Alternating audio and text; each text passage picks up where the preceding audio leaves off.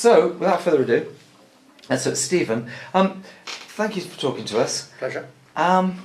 Just explain a little bit about where you live, which parish you're from, maybe what your family situation and what you do for a living. Okay, so I live in Flitwick in Bedfordshire. Okay. I worship at St Mary Magdalene, Westling. Flitwick's just off the M1 between Luton and Bedford. I'm married, got 3 children, grown-up children, daughter of 28, son 27, another son 23. I work in central London, Canary Wharf at the Financial Ombudsman Service, team manager down there, and enjoy that one. Fantastic. Okay. Now, you are in the, what year of training? Second year. You're a second year trainee reader.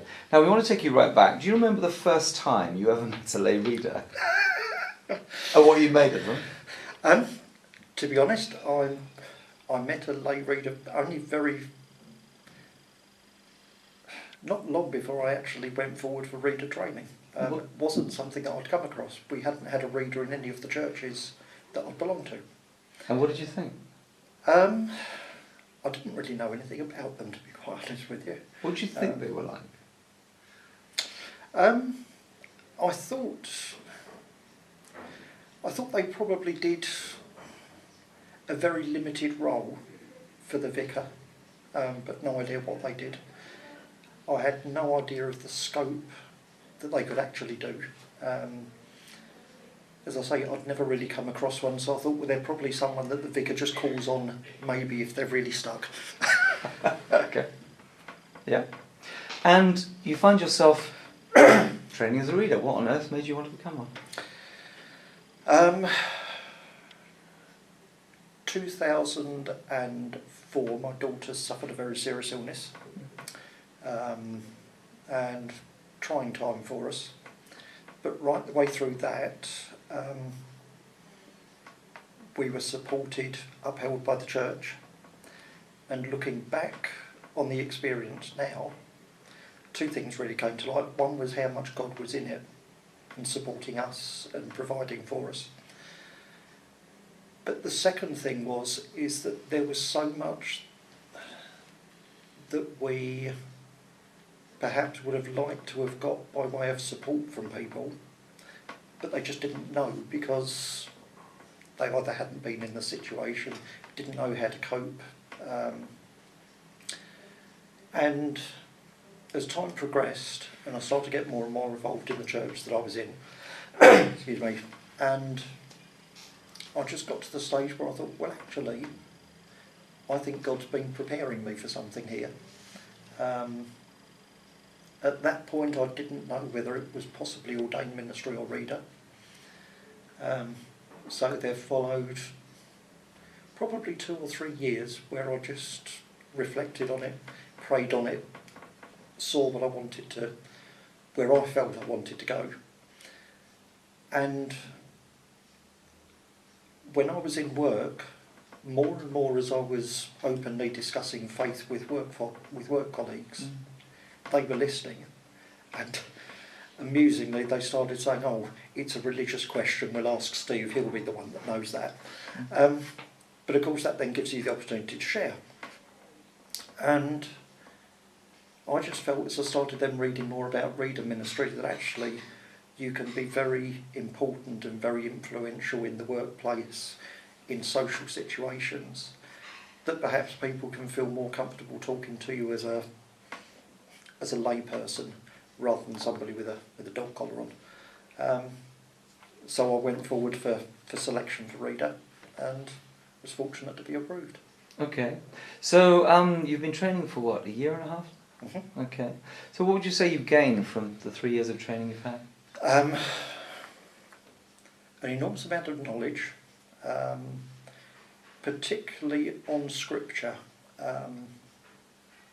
It's fascinating how the more you unpack it with other people, how you just get little glimpses of revelation. You think, oh, never quite realised that.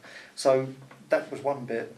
Second thing is the fellowship, the support that you get from your group, from the tutors, from the staff down here at Holywell Lodge is fantastic. They really do everything they can to support you. And it's, I suppose it's, that there's a real feeling of being able to be of service. That's what I'm getting out of training from reader ministry. People talk to you, you can discuss with them, and it just opens up those channels of communication.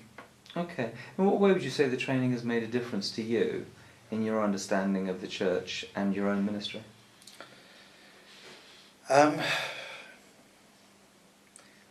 would say it's probably opened my eyes an awful lot to the diversity there is within the church. Mm-hmm. I've been in 4 different parishes over different moves that we've had, but in all of them it's been fairly middle of the road type worship. With coming here and with going out to other churches as well as part of this, it's really broadened my horizons as to the diversity within the church, styles of worship, and different ways people interact with the church. So yeah, it's just given me that far broader appreciation. Is that from the actual training itself, or have you been out to placements yet? I haven't been out to placements yet, but it's through the training where you're encouraged to go and visit other churches to just get a feel of, when you're a reader, if you suddenly get asked by another church to go out and preach or lead a service, you may not be going to the same sort of church that you come from. Absolutely. So, fast forward a year and a half's time, you're licensed by the bishop and you become a reader across the whole diocese. What are you looking forward to doing most?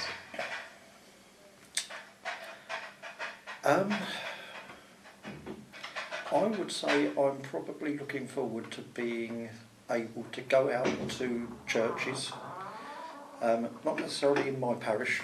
I'd really love to be able to go out to other churches, covering where maybe they wouldn't have a service, meeting new people and spreading the word. I suppose that's the key part of it for me, is actually to get that message across,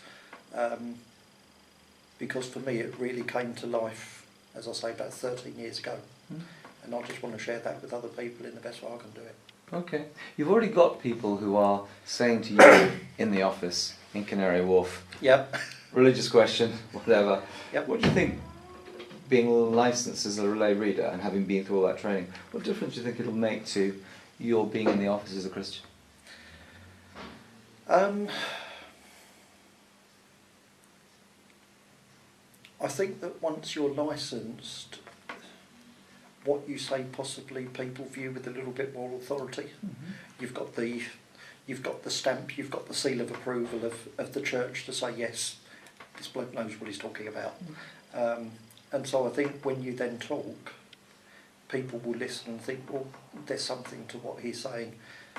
Anyone can spread the gospel, and we all should do. But I just think that having that seal just adds that little bit of weight to it.